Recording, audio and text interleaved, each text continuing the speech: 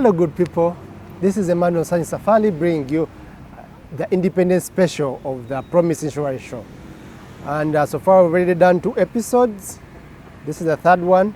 We looked at the birth of modern insurance, right from solidarities to calculations, and then modern insurance, how it was using mortality tables and the like. And then we looked at the global expansion, how the Phoenix group grew, and then reinsurance also came in. It also had its challenges right from the time of World War I. And then we looked at another Swiss Re insurance, Swiss Re history. Now today we want to look at money matters, how they got affected within the insurance space. We should also look at World War II and then others.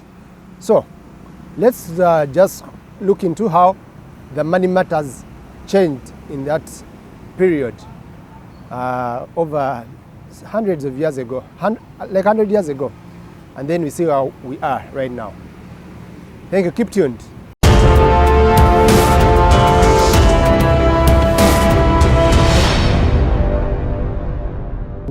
How we transpired and we went to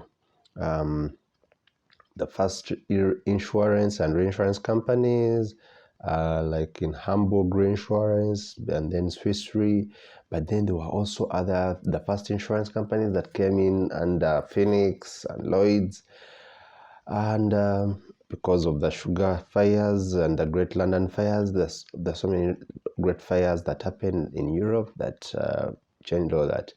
So today we want to look at money matters, World War II, the booming economy, and the growing problems. So let's remind ourselves that was the emblem of the Phoenix, which was having some, remnants or the depictions of the Great Fire of London and how it was helping the restoration of the economy of UK at the time. Okay, so today let's dive into money matters. And money matters, let's remind ourselves that it really had there's so many changes. The world was changing at a very fast pace. So World War I was not insured, but its effects were deeply felt by the industry. This was not only through the enormous human tragedy the conflict had wrought. There were also a change in the world and monetary politics. Free trade came to a halt, and currencies began showing volatile moves. International insurers found themselves having to find ways to hedge against currency losses. Life insurers, especially in inflation-ridden countries such as Germany, were forced to recalculate their premiums. Insurance again became a national affair, and almost all the major exporters of insurance, among them Germany and USA, retreated from the global stage as trading with enemy states was ended. Only insurers were able to maintain their international presence, and they thereby helped to spread risk geographically. Yet, they saw too entire markets disappear with revolutions in Russia and in Mexico. Russia gradually shut off its market entirely, while the Mexican Revolutionary War had the peso so much that doing business became unviable for insurers.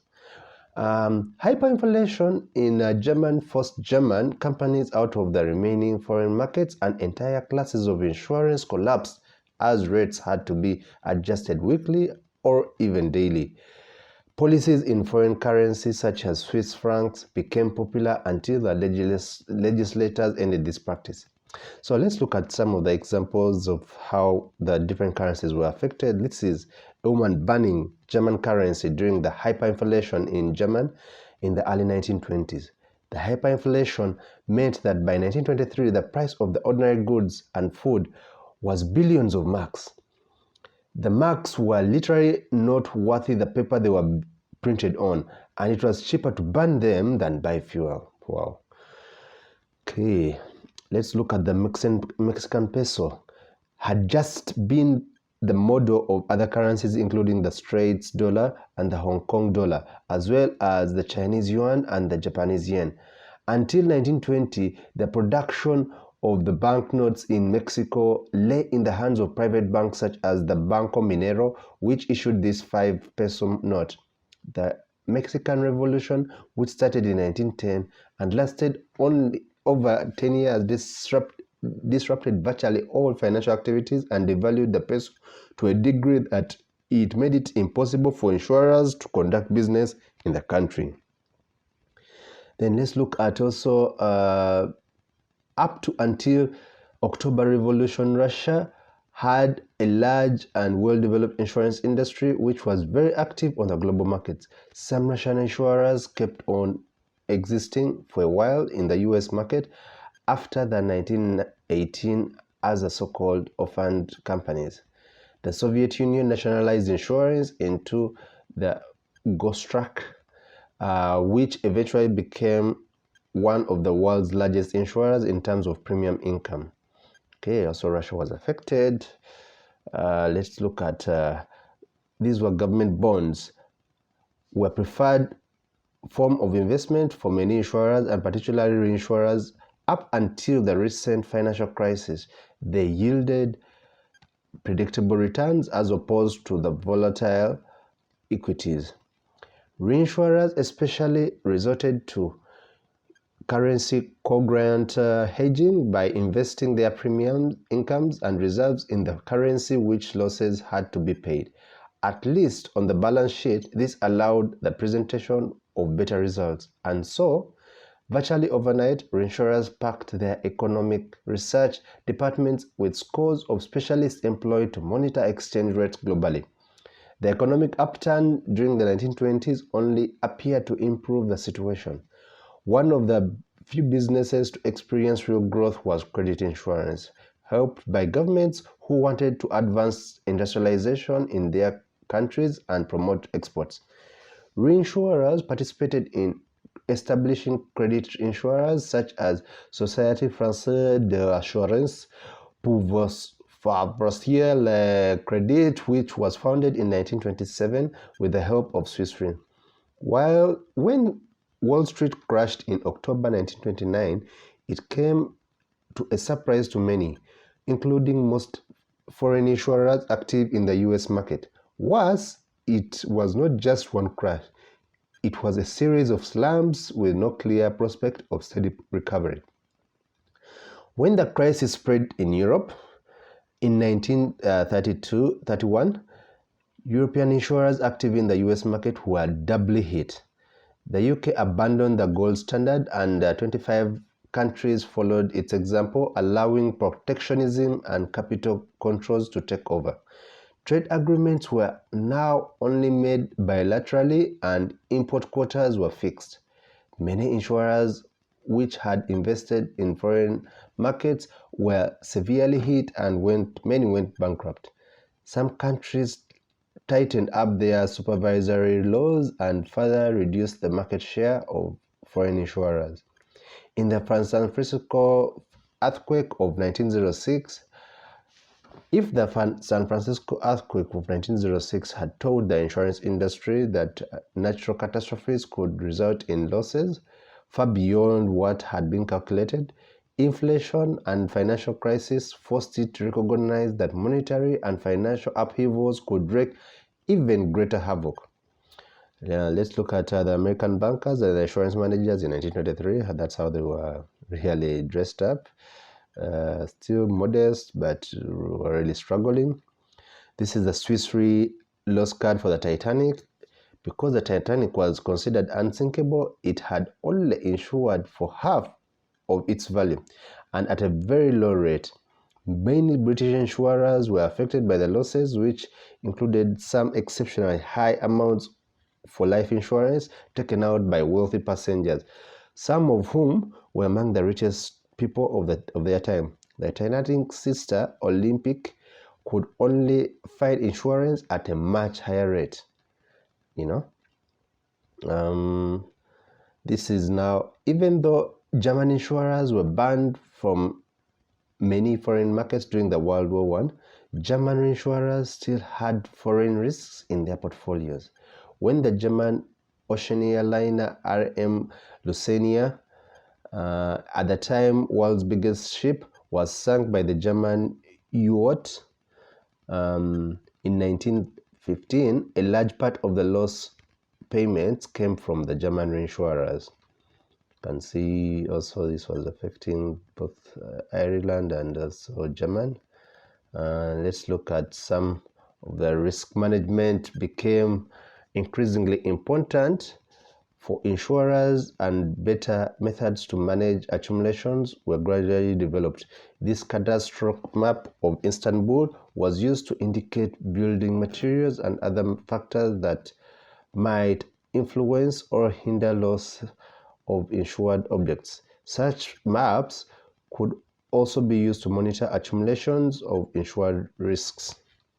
You have listened into how the money matters have changed over time.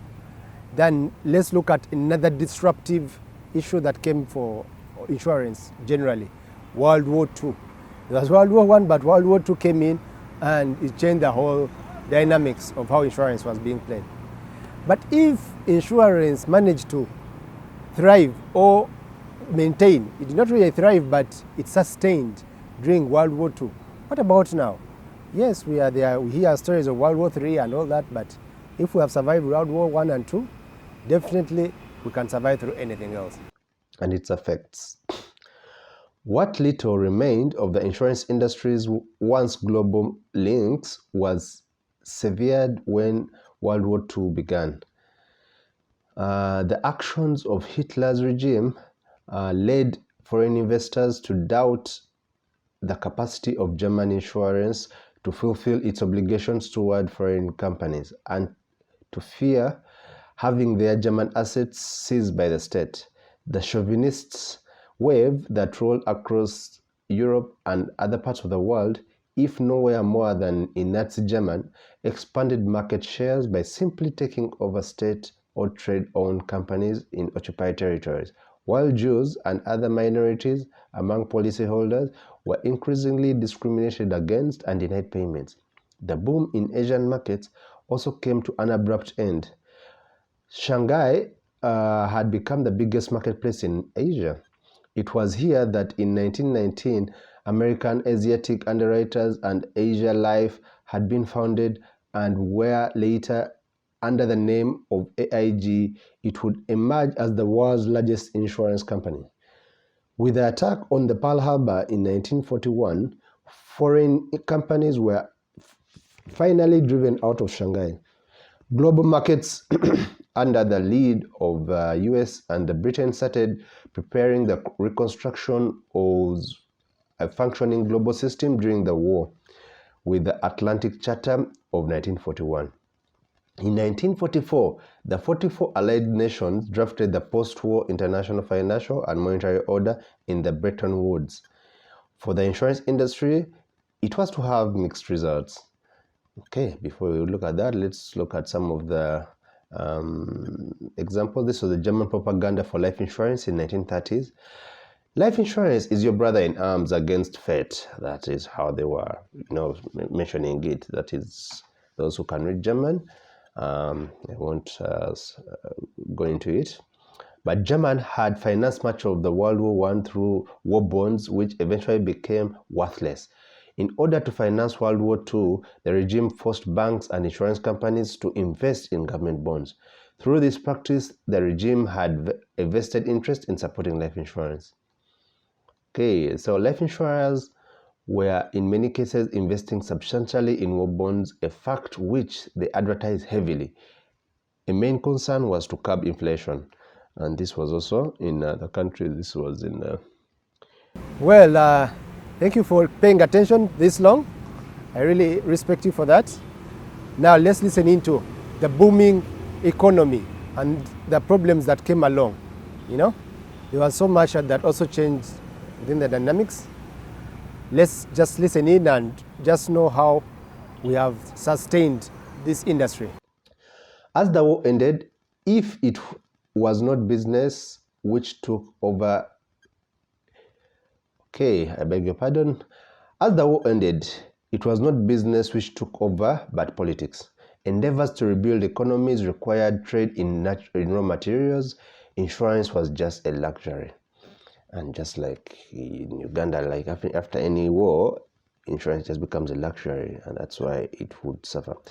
The Bretton Woods Agreement had not accounted for the role of insurance could play in the economy and generally neglected the service industry and intangible goods. This made business especially difficult for reinsurers who are active around the globe. Nations tended to regard insurance premiums paid to foreign companies as a net outflow of capital, leaving their countries with a negative capital account. The inflow of loss payments was duly ignored. Capital transfers became increasingly difficult and had to be negotiated with the respective clearing banks. Most insurers, however, were eventually given ample opportunities to grow in their home markets. Reinsurers such as Swiss Re tried to gain a foothold in the Commonwealth markets, which continued to function across borders. But a large part of the world was closed off business, not least because of the spread of socialists and communists regimes and the tendency to nationalize reinsurance and even insurance operations in many countries. Let's look at a brochure of the Instituto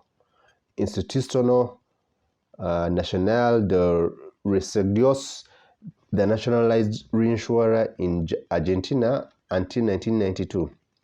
From 1920s on, many countries started nationalizing reinsurance. It was feared that the outflow of premiums would have a negative effect in the country's capital's account. Chile was one of the early countries to do so, but other Latin American countries such as Argentina and Brazil soon followed. Towards the end of the century, a large number of the world markets had semi or fully nationalized reinsurance. Okay, so you can see how Argentina was also affected. Insurance eventually profited from the post-war boom and many markets were developed, but there was a shortage of insurance expertise to cater for all these markets. In 1960, Swiss Re established the Swiss Insurance Training Center, SITC, to promote training of insurance experts, especially from the developing markets. Okay, and this was now motor insurance was one of the largest high growth sectors in the post-war period. During the war, the use of private automobiles had been restricted and car insurance was accordingly low. The sudden upturn of the war was welcome, but at the same time difficult to control. Overall, the business turned out to be technically negative and losses were often compensated for with growing premiums income. For reinsurers, the large portfolios of motor insurance caused additional problems, especially with liabilities, which took a long time to settle. Most of the losses were eventually offset with investment income. So back to our subject. Home markets also offered their share of problems. Hardly any sector illustrates this better than the motor insurance. During the war, private use of automobiles had been restricted and the auto insurance branch was reduced to insignificance. The sudden recovery of demand after the war took most players by surprise. Compulsory liability insurance in most countries was what ultimately delivered exponential growth to the sector. To protect policyholders, many states encouraged tariff agreements to prevent self-destructive competition among insurers. But even with the agreed minimum tariffs to aid them, insurance companies only managed to keep up with technical losses by writing more new business. For reinsurers, this challenge was compounded by the sheer size of their clients' portfolios. Only the favorable conditions on the capital markets allowed severe losses to be offset with investment returns. Many reinsurers started fearing that reinsurance was about to come to an end and turn into a mere investment vehicle. From the 1960s on, Asian markets began having an impact on the global economy. South Korea is a prime example. In 1962, a series of revolutionary reforms that also affected the insurance industry laid the grounds for what later would be dubbed a tiger economy, averaging 8% growth per annum. Premium volume surged from 66,000 US dollars in 1963 to $1.5 billion by 1980. Government contributed enormously to the growth of the economy, and it also played an important role in the expansion of the insurance market by promoting the year 1977 as the year of insurance. For example, when the market was opened in 1980, foreign companies helped shift sector growth into override. Today, the Southern Korean insurance market is among the top 10 worldwide. But the global boom also ushered in new kinds of unknown and complex risks of far greater proportions. Atomic reactors, supertankers, aircraft, and large building sites forced reinsurers to think about the limits of insurability. Liability issues also started making an appearance in the American courtrooms. Some voices declared the reinsurance industry to be in a state of profound crisis. Proportionately, sharing losses of a client was not an ideal solution for large risks. Excess loss contracts, long treated as poor relations, resurfaced in the reinsurance world on the back of a new actuarial developments in non-life. A new class of reinsurance managers recruited from universities began engineering the risks together with their clients, and gradually reinsurers developed a new identity as risk experts and insurers of the near last resort. So this is Singapore in the early 1960s with the Asian insurance building. When Singapore turned into the so-called tiger economy in the 1960s, it could already look back on a long tradition of economic success. Swiss Re applied for a license in Singapore in 1967, which was officially approved in 1968. In 1975, Swiss Re opened its first representative office there, and it became a branch office in 1997. This was Seoul in 1900. You can see in black and white. And then if you compare it to 2013, Swiss Re wrote its first contract in Korea in 1965. The Swiss Re Korea Liaison Office opened in 1995. It was established to a branch office in 2002. Okay. One problem they could not resolve entirely was liability. Inflation and interest rates had already complicated the business of taking on normal risks, and liability cases took a long time to settle, exacerbating these factors. US courts began awarding higher sums in liability cases, thus adding what became known as superimposed inflation to liability costs. Sound reserving became impossible. In the mid-1980s, the situation went completely out of control, with asbestos, health, and pollution-related claims, collectively dubbed as APH, receiving record indemnifications. The so-called liability crisis hit almost every single insurance and reinsurance company active in the US market. Insurers were forced to refuse policies of all kinds of professions and businesses, including the firefighters and school teachers and municipal services. American insurance was cancelled, as Time magazine stated on one of its covers. The government reacted fast, but not fast enough for the multitude of companies that went bankrupt. Foreign insurers left the country or withdrew from writing further liability business. Some settled in Bermuda and helped this offshore location to grow to a key reinsurance center in the market. For large risks, cover eventually became available from other unexpected quarters. Let's look at the asbestos workers in Australia in 1927. the toxicity of asbestos was only gradually discovered, and the first diagnosis of asbestosis was made in 1924 in the UK. Okay, then let's look at how time was gave that first story, and this was talking about how sorry America, your insurance has been cancelled. This is the cover image from the Time magazine of March 24th, 1986. Time magazine cover on the liability crisis.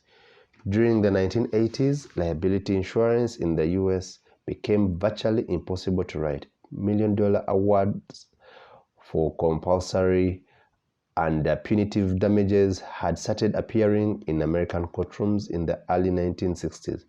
By 1980s, public servants were about to shut down because they could not afford liability cover. Wow. So when you look at liability insurance today, we take it for granted, but it has its whole history and it has its dynamics. Right now, it's almost embedded in every contract, and it can easily be done by local insurers and reinsurers. Yes, they can take it on, but it is not as much. But of course, there are some countries where it is even hard to penetrate such markets because of the liability covers there. Well, thank you so much for keeping fresh and clean and in touch with this episode. I know it is not a very good conversation to have, but money matters are very key in how it has affected how insurance has changed over time. Then we looked at how World War also changed the whole dynamics. And lastly, we looked at how the booming economy, shortly after the World War II, the Bretton Woods Agreement came in, and lots of politics came in and changed for the better of economics worldwide. So that also came with its own challenges, but also helped reinsurance grow at another level. And people appreciate that, you can't just leave insurance to be done in your own country without spreading it in different countries. So I remain Emmanuel Sani Safali, reminding you to tune in every Sunday on U24 TV at 6 p.m. for these shows. And then you can also catch us on YouTube on this channel, The Promise Insurance Story. On the blog is also available. Give us your comments and feedback. You can also subscribe to both my channel, The Promise Insurance Show, and also the U24 channel. So I remind you to hope for the best while preparing for the worst.